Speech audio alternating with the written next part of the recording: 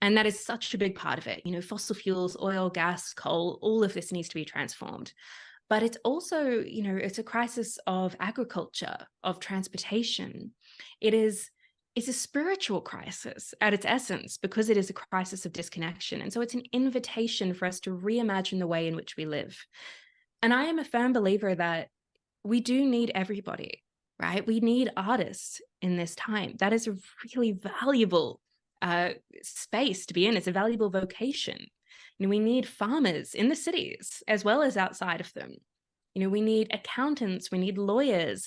Whatever it is that we do in this world, there is something that we can be doing to make it better within that vocation, within that profession, within the skill set that we have.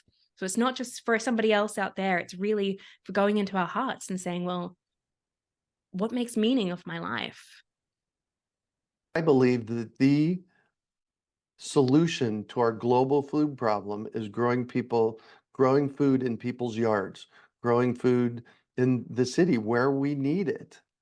So that's kind of how that all happened. I started calling my homes in Phoenix, Arizona on a third of an acre. That's 80 feet wide and 160 feet deep. I started calling it the Urban Farm in 2001.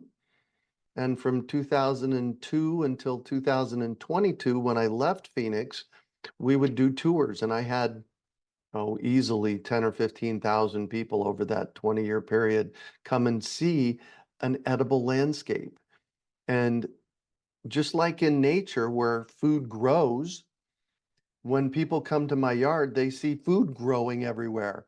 And I designed it from a permaculture perspective so that it would self-perpetuate, so that things would go to seed and replant themselves year after year. I planted fruit trees. I'm a huge fan of fruit trees because you plant them once and you get food for decades.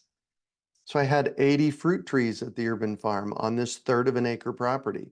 We had chickens in the backyard, and there was always something to eat every day from the yard at my house in Phoenix. And we spend the first 9 months in partnership with the community. These are community-led, they're not led by us, developing a blueprint for transformation. That the leadership, so that the assets that exist in the community, we take advantage of, but then we overcome those challenges to design an environment where that healthy choice is easier. So however I'm interacting with that community, that healthy choice is a little bit easier. That's what we do around Blue Zone projects. And we do about 90, we're working about 90 of them across the United States, including in California. And it focuses on trying to take away the individual discipline. If discipline is a muscle that fatigues. And how do we focus on setting up an environment that just makes it easier for people that want to be healthy?